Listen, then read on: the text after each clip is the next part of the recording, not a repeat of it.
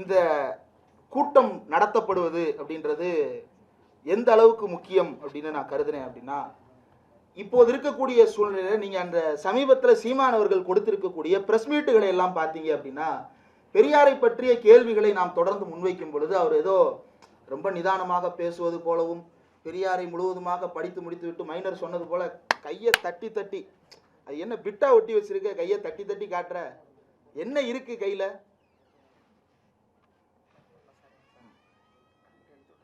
எடுத்து விடுவா,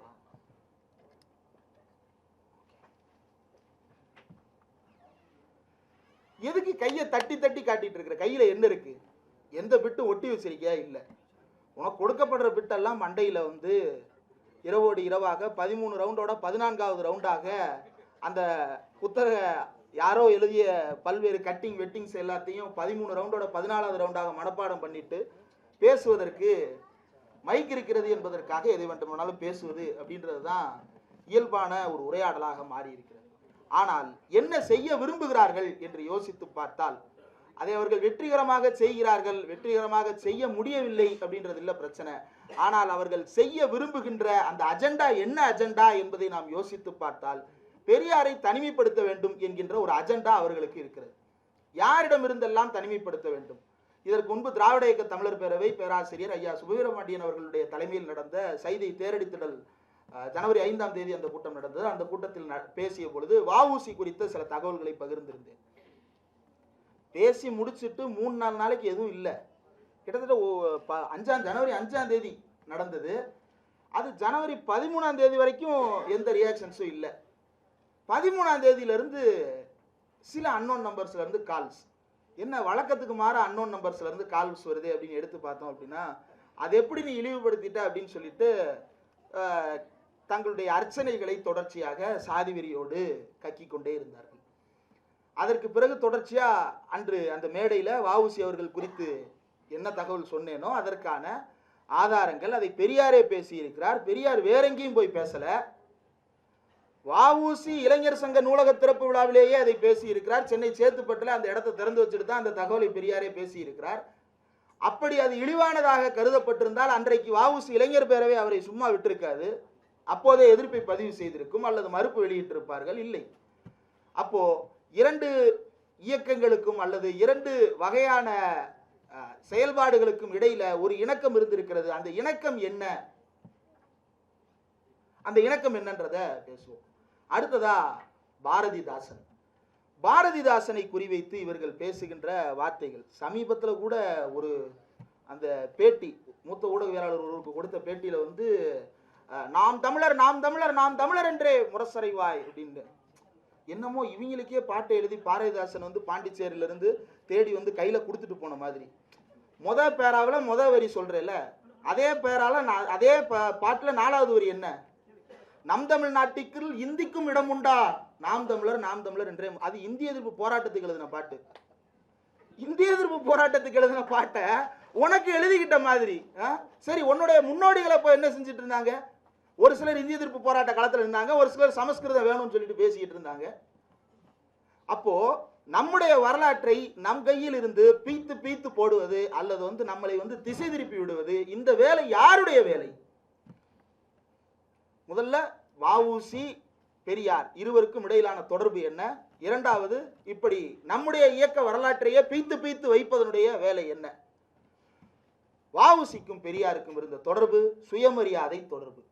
1927 சேலத்தில் நடைபெற்ற அரசியல் மாநாட்டில் வஉசி அவர்கள் பேசியது அதே புத்தகமாக வெளியிடப்பட்டிருக்கிறது. அவருடைய பேச்சு முதலில் அதை குடியரசில் வெளியிடுகிறார்கள், அதற்கு பிறகு அவரே அதை பதிப்பித்திருக்கிறார். இப்போதும் அந்த பதிப்புகள் எல்லாம் இதே தமிழ் விர்ச்சுவல் அகாடமியினுடைய டிஜிட்டல் லைப்ரரியில் அப்படியே அவைலபிளாக இருக்குது, யார் வேணாலும் எடுத்து படிங்க. பார்ப்பனர்களுக்கும் பார்ப்பனர் அல்லாதாருக்கும் இடையில் இருக்கக்கூடிய சண்டை நீங்காமல் சுயராஜ்யம் பெற்றுவிட்டு நாம் என்ன செய்ய போகிறோம்? இது வஉசி கேட்ட கேள்வி. இதே தான் 1947 ஆகஸ்ட் 15 பெரியாரும் கேட்டார்.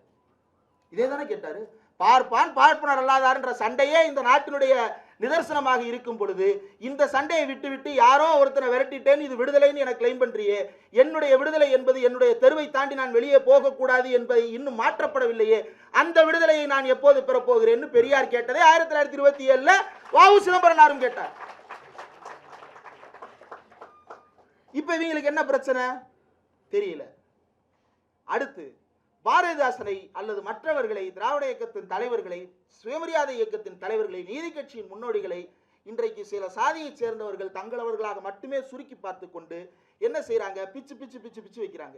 இந்த பிச்சு பிச்சு வைக்கிற வேலை யாரோட வேலை? அதுக்கு ஹூ ஆர் சூத்ராஸ் அப்படின்ற அம்பேத்கருடைய புத்தகத்தை நீங்கள் புரட்டி பார்த்தால் சில விஷயங்கள் புலப்படும்.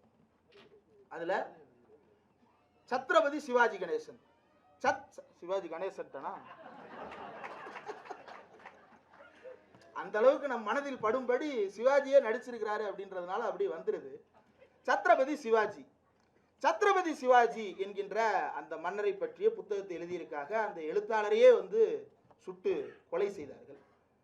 அவர் என்ன செய்திருக்கிறார் அப்படின்னு பார்க்கும் பொழுது அவர் ஜெய் பவானி என்ற முழக்கமிட்டார். அன்றைய அரசாகிய பேரரசாக விளங்கி கொண்டிருந்த முகலாய அரசுக்கு எதிராக ஒரு தன்னுடைய போரை நடத்தி கொண்டிருந்தார் என்பதை மட்டும், ஜெய் பவானி என்ற முழக்கத்தோடு முகலாய அரசுக்கு எதிராக போராடினார் என்பதை மட்டும் எடுத்துக்கொண்டு அவர் இந்து பேரரசை நிறுவுவதற்காக மட்டுமே போராடினார் என்கின்ற ஒரு சித்திரத்தை நமக்கு கொடுத்திருக்கிறார்கள். அவர் அப்படித்தான் அந்த போராட்டம் முழுவதாக இருந்ததா, அல்லது சிவாஜியினுடைய வாழ்க்கை முழுவதுமே இந்த இந்து ராஜ்யத்தை நிறுவுவதற்காகத்தான் நடைபெற்றதா என்றால், சத்ரபதி சிவாஜி உண்மையிலே ரொம்ப டெமோக்ராட்டிக்கான ஒரு யூசுவலான ஒரு டெமோக்ராட்டிக்கான ஒரு கிங்கா, ஒரு சீஃப்டனா அவர் இருந்திருக்கிறார். அவருடைய படையில் இஸ்லாமியர்கள் இருந்திருக்கிறார்கள், தர்காக்களை கட்டி கொடுத்திருக்கிறார், எல்லா சமுதாயத்தை சேர்ந்தவர்களும் இணக்கமாக வாழ்வதற்கான வழிவகைகளை அவர் பேசி இருக்கிறார், தலித் மக்களுக்கான பிரதிநிதித்துவத்தை தன்னுடைய படைகளில் கொடுத்திருக்கிறார், அமைச்சரவையில் உடம்பெறுவதற்கான வழிவகைகளை செய்திருக்கிறார் என்பதெல்லாம் பிறகு ஆய்வுகளில் தெரிய வருகிறது. இதை எதையுமே நம்ம கண்ணில் காட்ட மாட்டோம். நம்ம முன்னாடி பிச்சு கொண்டு போடுற 2 ரொட்டி துண்டு என்ன, ஒன்று ஜெய் பவானின்ற முழக்கம், இன்னொன்று முகலாயருக்கு எதிராக போராடியது. அதே போல நாம் தமிழர்னு பாரதிதாசன் பாடியதையும், தமிழராட்சி இங்கு வேண்டும் என்று பாரதிதாசன் பாடியதை மட்டும் பிச்சில் கொண்டு போடுறானே, டே நீ பிச்ச ரொட்டியில திராவிடன் இல்லாவிட்டால் அப்படின்னு எழுதி வச்சிருக்கிறாரே பாரதிதாசன், அதுக்கு என்ன பதில் சொல்ல போற? இந்த திராவிடர் ஆட்சியும் தமிழர் ஆட்சியும் பாரதிதாசன் வேறுபடுத்தி பார்க்கவில்லை. பெரும்பான்மையான அன்றைய சுயமரியாதை இயக்கத்தை சேர்ந்தவர்களும் திராவிட இயக்கத்தை சேர்ந்தவர்களும் தமிழர் திராவிடர் என்பதை வேறு வேறாக பார்க்கவில்லை. மாறாக மோர் இன்க்ளூசிவ் தமிழன் யாருன்னா திராவிடன். அதை பெரியாரே முன்வைத்து பேசுகிறார். இன்னைக்கு சொல்றாங்க என்ன திராவிடன் திராவிடன் திராவிடன் அப்படின்னு சொல்லிட்டு, சரிப்பா அந்த வார்த்தையை விட்டுறலாம், அந்த வார்த்தையை விட்டு விடலாம் அப்படின்னு நான் சொல்லலை. 1948 மொழியாராய்ச்சி என்கின்ற தலைப்பில் தந்தை பெரியார் சொல்லுகிறார். என்ன சொல்லுகிறார்? பிராமணர் பிராமண மகாசபை வைத்துக் கொள்ளுகிறார்கள், அதனால் அவர்களுக்கு பெருமையும் உரிமையும் கிடைக்கின்றன. நாம் நம்மை சூத்திரன் என்று கூறிக்கொண்டால் உயர் சாதியானுக்கு அடிமையா இருக்கின்ற உரிமையை தவிர வேறு என்ன கிடைத்து விடுகிறது? அவர்கள் என்ன செய்கிறார்கள்? திராவிடராகிய முஸ்லிம்கள், கிறிஸ்தவர்கள், வைசியர்கள், சத்திரியர்கள், இன்னும் பிற சாதியை சேர்ந்தவர்கள் அவர்களை எல்லோரையும் ஒன்று சேர மறுத்துவிட்டு பிராமணர்களுடைய ஏகாதிபத்தியத்தை மட்டும் அவர்கள் சொல்லுகிறார்கள். நான் உள்ளபடியே கேட்கிறேன், சூத்திரர் என்பவர்களுக்கு திராவிடர் என்பது தவிர்த்து வேறு பொருத்தமான பெயர் யாராவது கூறுவார்களே ஆனால் அதை நன்றி அறிதலுடன் ஏற்றுக்கொண்டு எனது அறியாமைக்கு வருந்தி மன்னிப்பு கேட்டுக்கொள்ளவும் தயாராக இருக்கின்றேன். நீங்கள் கொடுக்கும் பெயரில் நான் மேலே கூறிய திராவிடராகிய முஸ்லிம்கள், கிறிஸ்தவர்கள், வைசியர்கள், சஸ்திரியர்கள், இன்ன பிற சாதியை சேர்ந்தவர்கள் அத்தனை பேரும் ஒன்று சேருவதற்கான வசதி இருக்க வேண்டும்.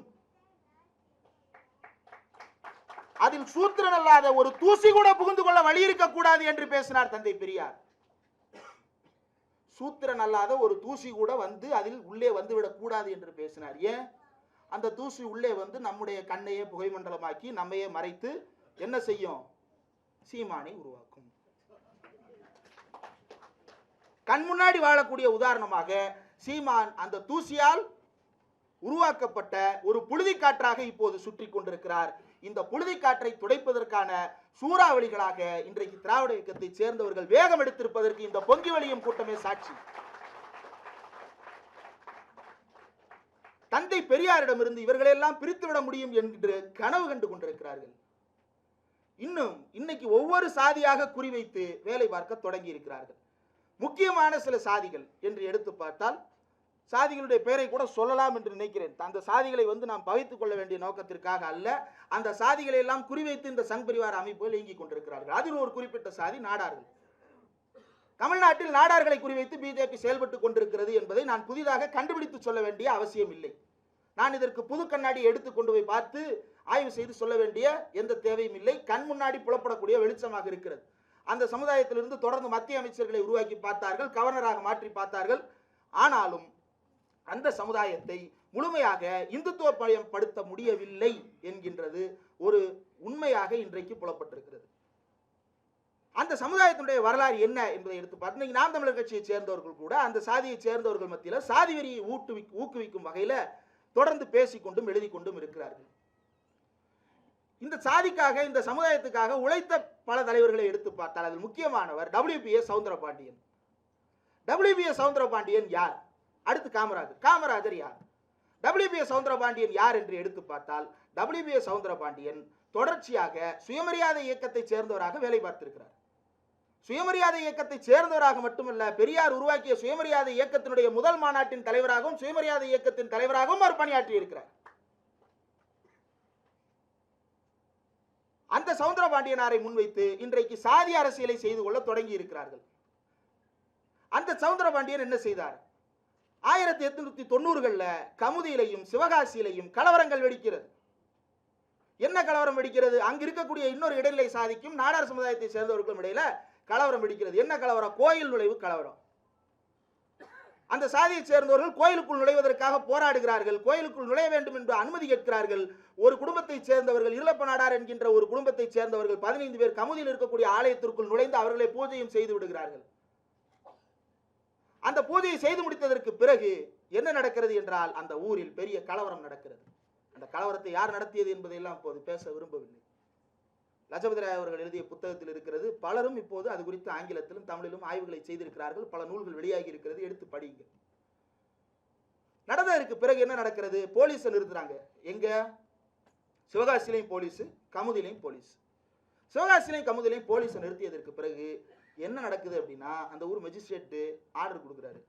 அந்த போலீஸை மெயின்டைன் பண்றதுக்கும் கோயிலில் பட்ட தீட்டை கழுவுறதுக்கும் இந்த நாடார்களே காசு கொடுக்கணும். தண்ட வரி, யூனிட்டி டாக்ஸ் அப்படின்னு தண்ட வரி கட்டுவதற்காக அவர்களுக்கு தீர்ப்பு கொடுக்கப்படுகிறது. இதை எதிர்த்து மெட்ராஸ் ஹைகோர்ட்ல கேஸ் போடுறாங்க, நிக்கல. பிரிவி கவுன்சிலுக்கு கேஸ் போடுறாங்க. இதில் வசூலித்து கொடுக்கப்பட வேண்டியதாக சொல்லப்பட்ட தொகை 35,000 ரூபாய். அதை விட 5,000 ரூபாய் கூட வசூலிச்சு என்னுடைய சுயமரியாதைக்காக பிரிவி கவுன்சில் வரைக்கும் கேஸ் நடத்தின சமூகம் அது. 40,000 ரூபாய் வசூலிச்சு பிரிவி கவுன்சிலுக்கு போய் கேஸ் நடத்தி இருக்கிறாங்க. எதுக்காக? என்னுடைய சுயமரியாதை இங்கே இழுக்கப்படுகிறது, அந்த சுயமரியாதையை நான் காப்பாற்ற வேண்டும் என்பதற்காக.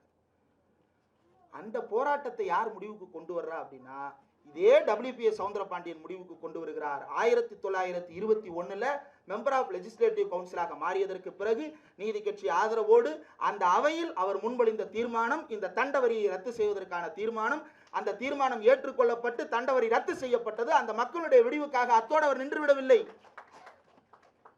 அத்தோடு அவர் நிக்கல. 1922 மார்ச் மாசம் மறுபடியும் அந்த டிஸ்ட்ரிக்ட் மேஜிஸ்ட்ரேட் வந்து பியூனிட்டி டாக்ஸ் போட்டு ஆர்டர் விதிக்கிறாங்க, ஆர்டர் கொடுக்குறாங்க.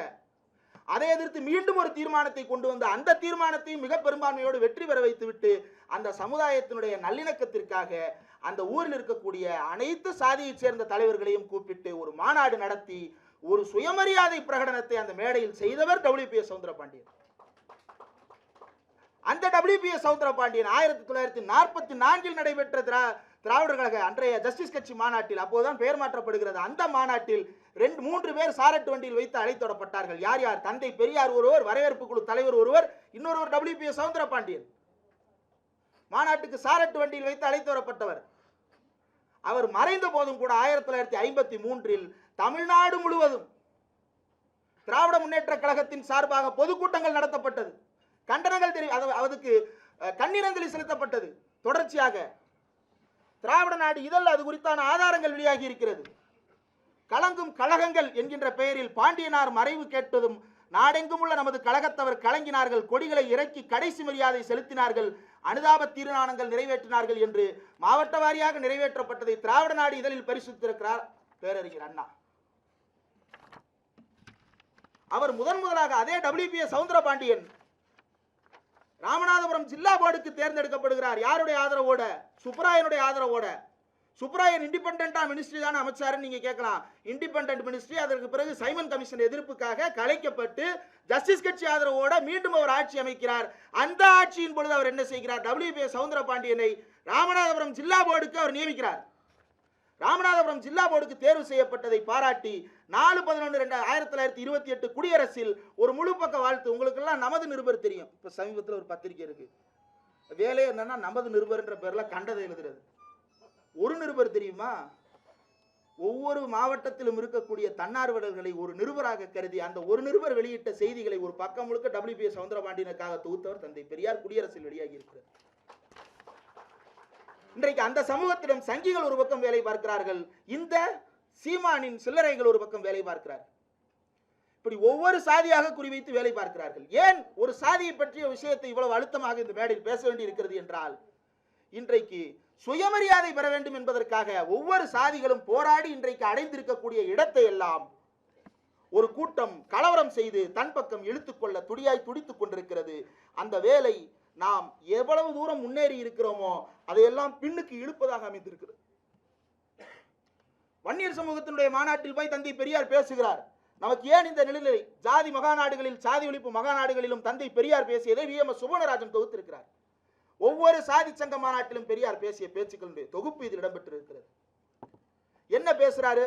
நீங்க எல்லாரும் புராணங்கள்லையும் இதிகாசங்கள்லையும் உங்களை வாழ்த்தி, உங்களை பாராட்டி, உங்களை மட்டுமே பெருமைப்படுத்தி சொல்லப்பட்ட விஷயங்களை எடுத்து வச்சிருக்கீங்க. அதையெல்லாம் படிச்சுட்டு நான் பேசி உங்களை வாழ்த்தணும்னு நினைக்கிறீங்க. நான் அதை செய்ய மாட்டேன்.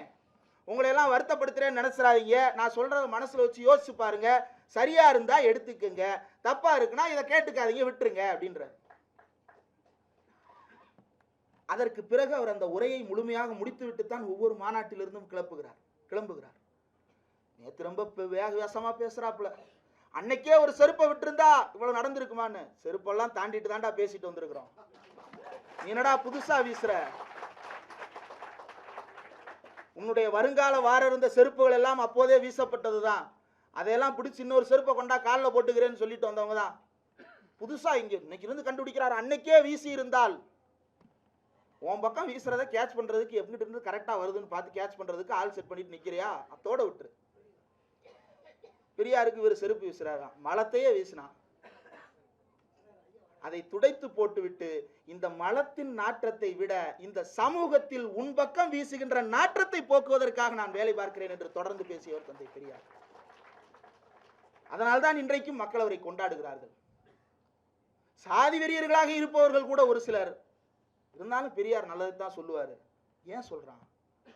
அதை இன்னைக்கு வெறிபிடிச்சு போய் பேசுறதுக்கான இடமும் கூட பெரியார் உருவாக்கி தந்த பார்ப்பனிய எதிர்ப்பிலிருந்து தான் அவன் அதையும் எடுத்துக் கொண்டிருக்கிறான்.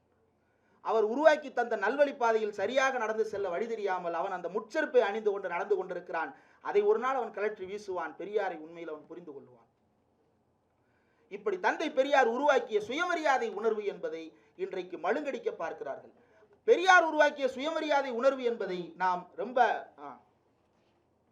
டிஷ்யூ பேப்பரை கொடுத்தா தொடச்சிருன்னு துண்டிச்சுட்டா வருதா? வரும்போதே அவர் சொன்னார், டிஷ்யூ பேப்பரை கொடுத்தா தொடச்சு போட்டுறேன். இதுல எப்படி தொடக்கிறேன்னு தெரியல. என்ன எல்லாருக்கும் 5 நிமிஷம், எனக்கு 2 நிமிஷம்.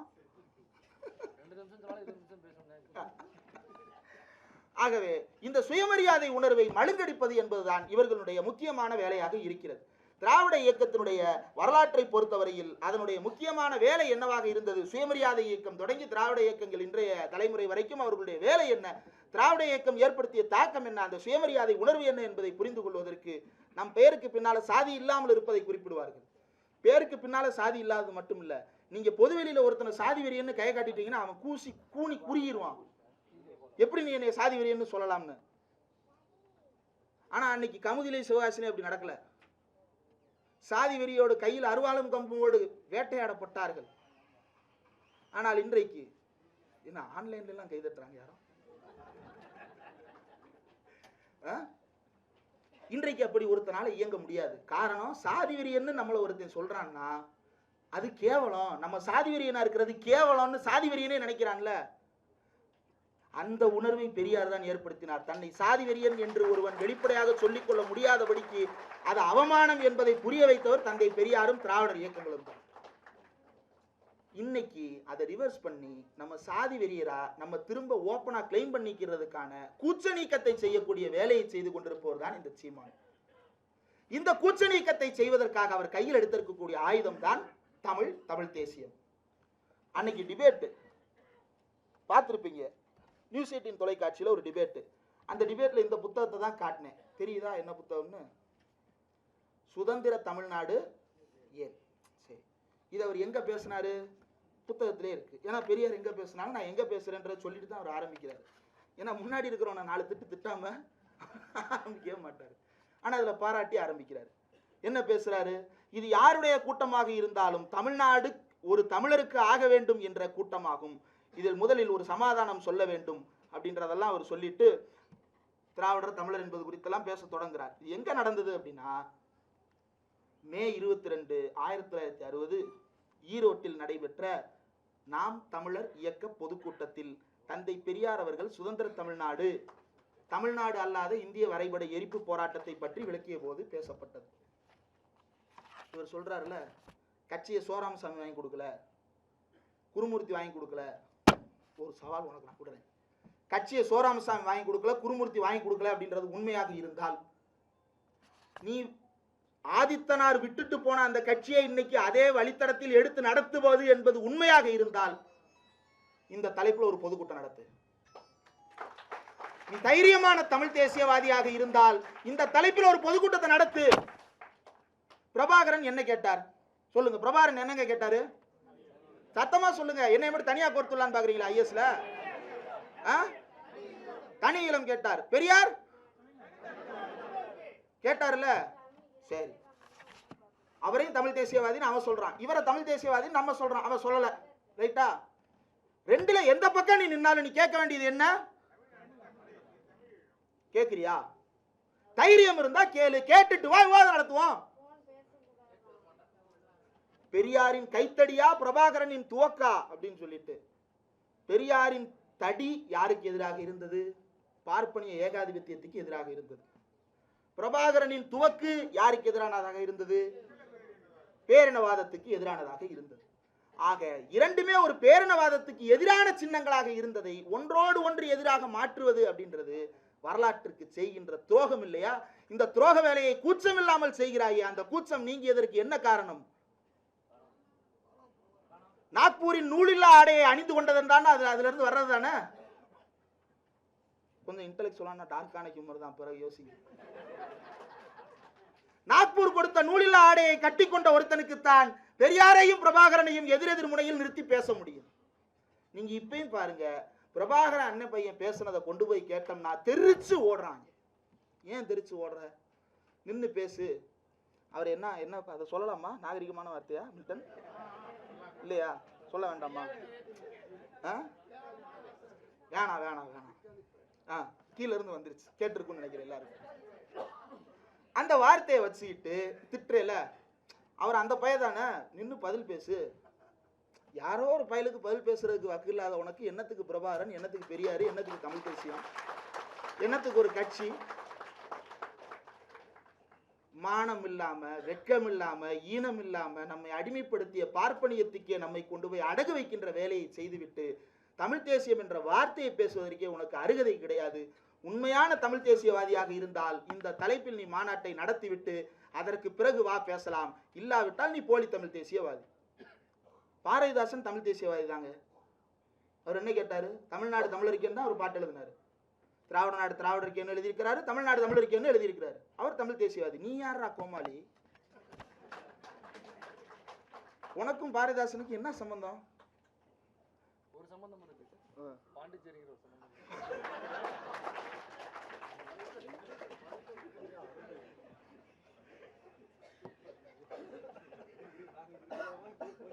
ஒரு மானமுள்ள தமிழரும் பாண்டிச்சேரியில் இருந்து வந்திருக்கிறார். அது என்ன எவ்வளவுக்கு கிடைக்கும் அப்படின்னு கேட்கிறவனும் பாண்டிச்சேரிக்கு போயிட்டு வந்திருக்கிறான்.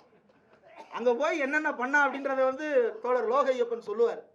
நீங்க டேக்லெப்ட்ல எத்தனை பேர் லோகையப்பன் தோழர் பேட்டியை பார்த்தீங்கன்னு தெரியல. அந்த பேட்டியில் அவர் சொன்னதும் முந்தானேத்து கார்த்திக் பிரபாகரன் அவர்கள் சொன்னதும் அப்படியே சிங்க் ஆகும், முழுமையா பொருந்தும்.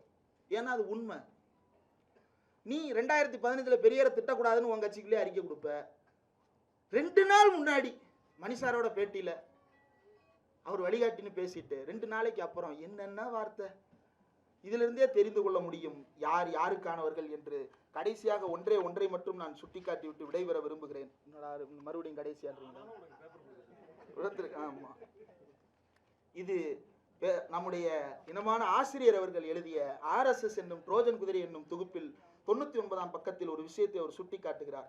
காலம் காலமாக தொடரும் ஆரிய திராவிடர் பரம்பரை தத்துவ போரின் புதிய அரசியல் வடிவம்தான் தற்போது காணப்படும் அரசியல் நிகழ்வுகள். தமிழ்நாடு பெரியார் மண், திராவிட மண், சமூக நீதி மண் என்பதை எப்படியாவது மாற்றிவிட பல்வேறு உத்திகளையும் வித்தைகளையும் கைமுதலாக கொண்டு RSS பாஜக என்ற ஆரியத்தின் அரசியல் வடிவம் இறங்கியுள்ளது. வீரத்தால் வெல்ல முடியாத போது வஞ்சகத்தையே ஒப்பனை மூலம் அரங்கேற்றி சூது சூழ்ச்சி மூலம் விஷ உருண்டைக்கு தேர்ந்தடவி கொடுப்பது அவர்களுடைய வாடிக்கை. இந்த விஷ உருண்டையை தமிழ்நாட்டில் சீரணம் செய்து அனுப்பக்கூடிய சக்தி திராவிட இயக்கத்துக்கு உண்டு, பெரியார் இயக்கங்களுக்கு உண்டு. ஹோல்சேல் டீலர் வரணுமா, முதல்ல எங்களை மாதிரி சில்லறை டீலர்கிட்ட பேசு, பிறகு நீ ஹோல்சேல் டீலர்கிட்ட போ. நீயே ஒரு சில்லறை டீலர், நீ என்னென்ன சில்லறை டீலிங் பண்ணன்னு சொல்லிட்டு அருணா ஆண்டி சொன்னதாக கார்த்தி பிரபாகரன் சொல்லியிருக்கிறாரு. அருணா ஆண்டி வீடியோ அடுத்து வரட்டும், அப்புறம் இருக்கு உனக்கு. நன்றி சொல்லி விடைபெறுகிறேன். நன்றி.